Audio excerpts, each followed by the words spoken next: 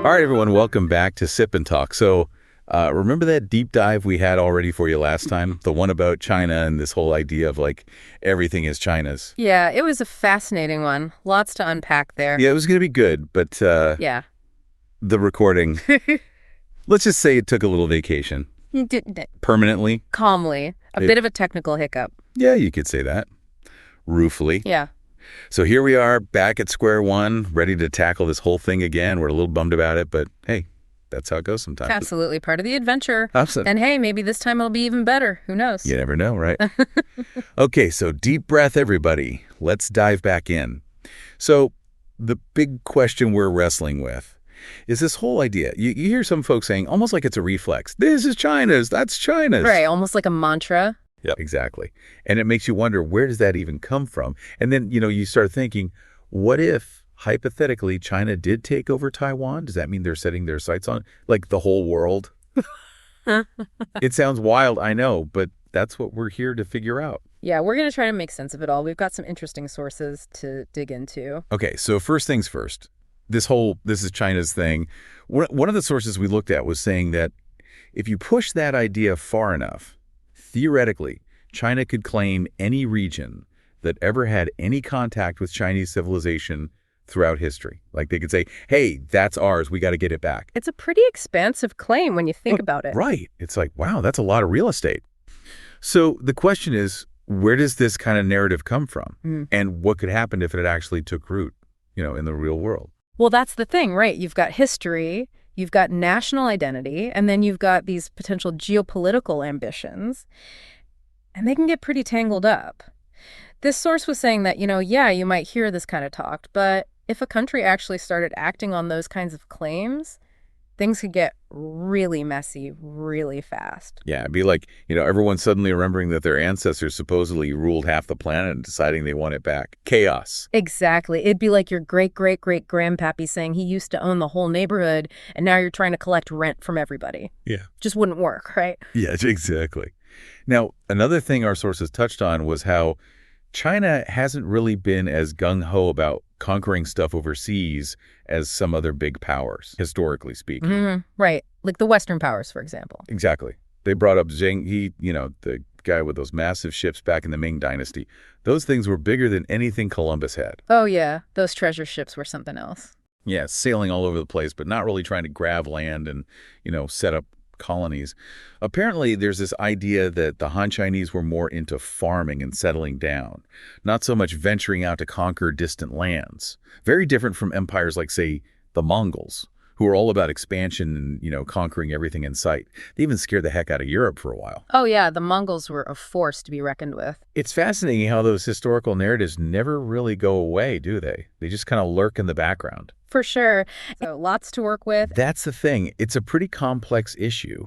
And these sources offer a whole spectrum of views. For sure. So what we're trying to figure out today is, based on all of this, if China actually manages to reunify with Taiwan, could that kick off even more expansion? Like, does it become a threat to everybody else? Big questions. Big questions. All right. So you flagged some historical parallels that I thought were really interesting. Well, history often rhymes, right? So I thought it'd be useful to look at how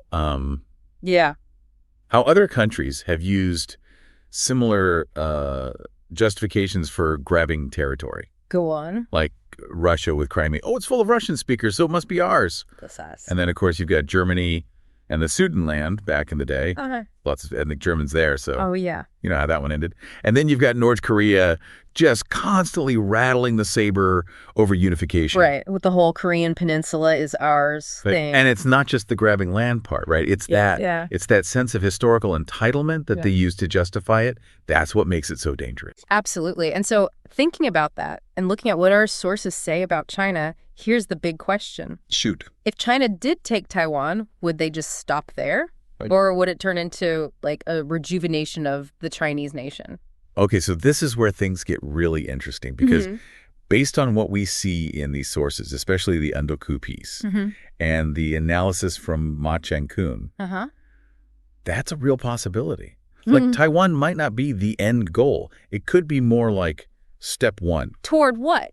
Toward reclaiming all of this lost glory, bringing back the greatness of China. Oh, boy. And once they get going with that, well, it's kind of like a snowball rolling downhill. So where does that snowball roll? What are we even talking about here? Our sources point to a few places, and some of them might surprise you. Okay, lay it on me. The South China Sea is the obvious one, right? Mm-hmm. With that whole 9-dash line business. And just for anyone listening who needs a reminder, the 9-dash line is how China basically claims almost the entire South China Sea. Right, much to the annoyance of, well, pretty much everyone else in the region. Yeah, there are a lot of disputed islands in there, and other countries have claims too, just saying. Absolutely. It's a very messy situation. And it's not just the South China Sea. The East China Sea is another potential flashpoint. With the Diaoyu Islands, or as Japan calls them, the Senkaku Islands. Exactly. Yeah. Another territorial dispute with a long and complicated history.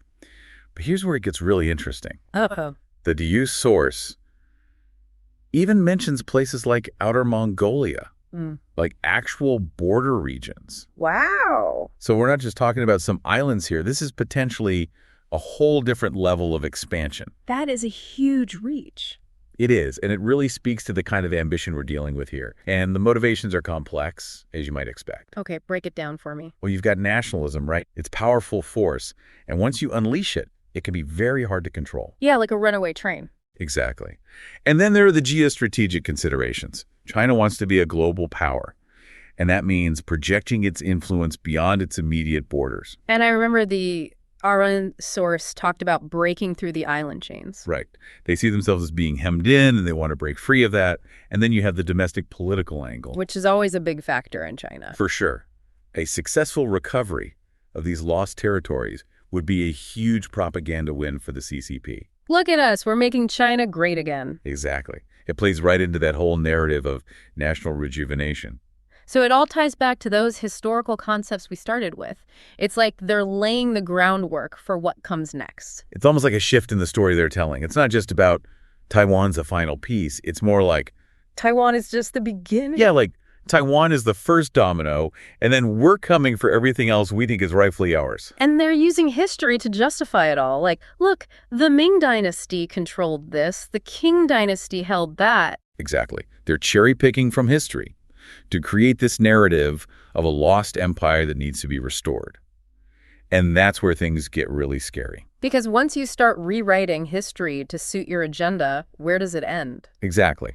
And that's where this whole China threat idea comes in, which you brought up earlier. Yeah, the Wikipedia page you sent was pretty eye-opening. It really lays out the whole argument, doesn't it? Like, here's why people think China is dangerous, and here are all the ways they could mess things up. It's basically saying that China poses a threat to democracy, to peace, to the global economy, to, well, pretty much everything. And some people think it all comes down to China's political system. Right. That because it's a one-party state, it's inherently expansionist and aggressive. It's interesting, though, how this China threat idea has evolved over time. Oh, absolutely. I mean, way back when, it was all about Chinese immigrants coming to the West. Yeah, the yellow peril and all that. Right. Pure xenophobia. Then during the Cold War, it became the red threat, communist China trying to take over the world. And now? Now, it's more focused on the CCP and its ambitions. It's less about ideology and more about, like... Power? Yeah, raw power. Economic power, military power, political power, and how they might use it. So what kinds of specific threats does the Wikipedia article list? Well, they break it down into economic threats and military threats. Economically, they talk about China undercutting Western businesses, using its economic leverage to gain political influence, stuff like that. And for specific regions, they mention the U.S., Europe, Africa, even Taiwan. Right, highlighting how dependent Taiwan is on its electronics industry, which China could potentially disrupt. Makes you wonder how much of that is already happening. Right. And then on the military side, well, there are a lot of concerns. Right. The U.S. is worried about China challenging its dominance in the Pacific. Japan is nervous about those islands we talked about, the Senkaku Diaoyu dispute. And then there's Taiwan, which is basically living under a constant threat from China. Yeah, with all the talk of reunification and China refusing to rule out the use of force. Not to mention all the missiles they've got pointed at Taiwan. And let's not forget the South China Sea, where China is building up its military presence and claiming pretty much everything. Right. So all of that feeds into this idea of China as a threat, a potential aggressor. And that YouTube clip with Charles Beams, the former Pentagon intelligence guy, really drove that point home. He didn't mince words, did he? Not at all. He's basically saying China is building up its military for a reason, and it's not just about self-defense. He sees it as evidence of expansionist ambitions. And he should know he was in intelligence for years. Right. So it's not just some random commentator on the internet. This is a guy who's seen the classified stuff. Exactly. And that makes his assessment all the more concerning. Okay, so we've talked about the China threat from a more Western perspective, but what about from China's point of view? Yes. This is where it gets tricky. Because, as the Seer source points out, China sees itself as the wronged party. Right, the whole century of humiliation thing. Exactly.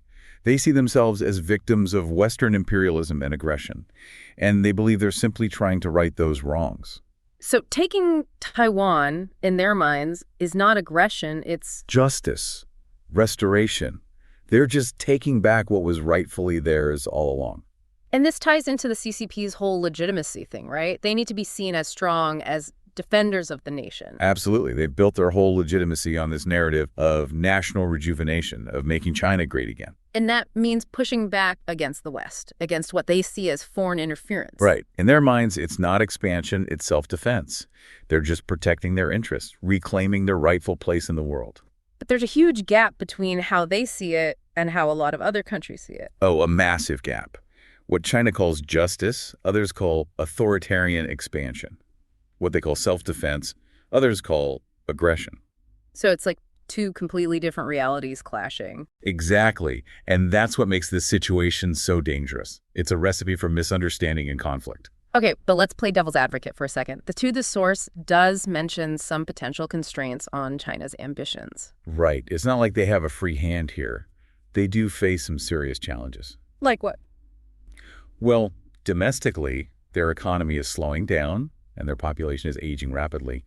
That's going to put a strain on their resources. So maybe they won't have the money or the manpower for big adventures abroad. It's possible. And then there's the risk of international backlash. If they push too hard, they could face sanctions, isolation, even military pushback. And that could really hurt their economy, which is something they're very sensitive about. Absolutely. They've built their whole model on economic growth, so anything that threatens that is a major concern for them. And then there's the whole Ta Guangyang Hui thing, right? Keeping a low profile, biding your time. Right. That's been a key element of Chinese strategy for centuries. But whether it still applies today is debatable. Yeah, they've been getting pretty assertive lately. They have. But the point is, it's not a foregone conclusion that China will just go on a rampage of expansion. They do have to weigh the costs and benefits carefully. And even if they do take Taiwan, it's not like they can just absorb it overnight. Exactly. It's going to be a massive undertaking to integrate Taiwan, both economically and politically. And if they meet resistance, well, that's going to be a whole other headache. So they might need to focus on consolidating their gains before moving on to other targets. Right. It's not like they can just keep gobbling up territory without consequences. But let's be honest, the Yixin source paints a pretty scary picture of what could happen next. It does, doesn't it? It lays out this whole scenario where China just keeps expanding its claims. And they have a whole list of potential targets, too. Oh, yeah. The South China Sea Islands, obviously, based on that ridiculous 9-dash line. The Diaoyu Senkaku Islands, using those historical claims we talked about. And even Mongolia. They actually think they can just take back Mongolia. Apparently so. And it doesn't stop there. They also mention Xinjiang, beyond its current borders. Arunachal Pradesh in India, which they call South Tibet, even parts of Southeast Asia, where there are large Chinese communities. It's like they're trying to recreate the Ming Dynasty or something. It's this idea of a greater China, encompassing all these territories that were once, however loosely, under Chinese influence. And they're not just making empty claims. They're using economic and diplomatic pressure to force other countries to accept their version of history. Like that whole thing with the airlines having to rename Taiwan? That's pure bullying. It's like they're trying to control not just territory, but also the narrative, the way people think about China and its history. Yeah. It's a form of soft power, but it can be just as effective as hard power in achieving their goals. And the scariest part is they might actually believe their own propaganda. It's possible. When you control the information, when you suppress any dissenting voices, it's easy to get caught up in your own narrative. And that's what makes this whole situation so unpredictable. We're dealing with a regime that's convinced of its own righteousness, and that's always dangerous. Absolutely. And it's not just China. The P.E. Shu source draws a parallel with Russia and its actions in Ukraine. Right, that whole protecting Russian speakers thing. Exactly. It's the same kind of self-justification, the same belief that they're the good guys, that they're simply righting historical wrongs. And in both cases, the international community is saying, hold on, that's not how this works. You can't just redraw borders by force. Right. But the problem is, when a country is convinced of its own righteousness, when it sees itself as on a historical mission, it's very hard to reason with them. So where does that leave us? What are the key takeaways from all of this? Well, I think we've seen that China is driven by these powerful historical narratives of unity and rejuvenation. And that they see themselves as having a rightful claim to a lot of territory that they don't currently control. Exactly.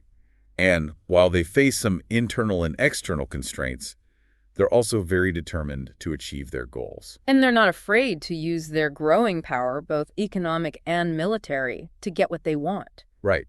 So while outright global domination might be a bit far-fetched, the expansion of Chinese influence is a very real concern. Especially if they succeed in taking Taiwan. That could embolden them, make them feel like they're invincible. It's definitely a possibility, and that's why it's so important to understand the motivations, the historical context, the whole picture. Because only then can we hope to anticipate what they might do next and figure out how to respond. Exactly.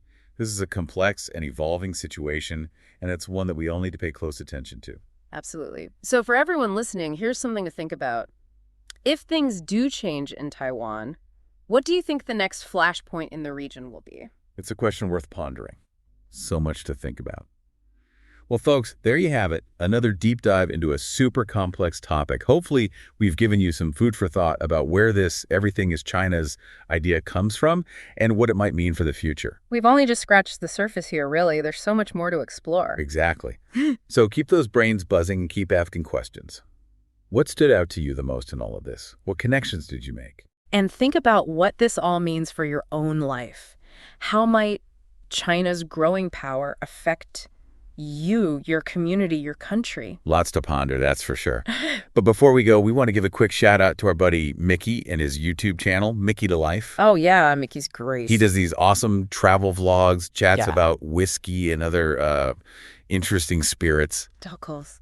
And he's got some killer background music, too. Yeah. So if you're into any of that, definitely check him out. That's Mickey to Life. Go give him some love. Tell him we sent you. Yeah, he's worth a watch, for sure. All right, everyone. Thanks for hanging in there with us through this second take. I really appreciate you tuning in to the deep dive. Until next time, keep those curiosity gears turning. And maybe send us some good vibes so our recordings don't go AWOL again. Duh.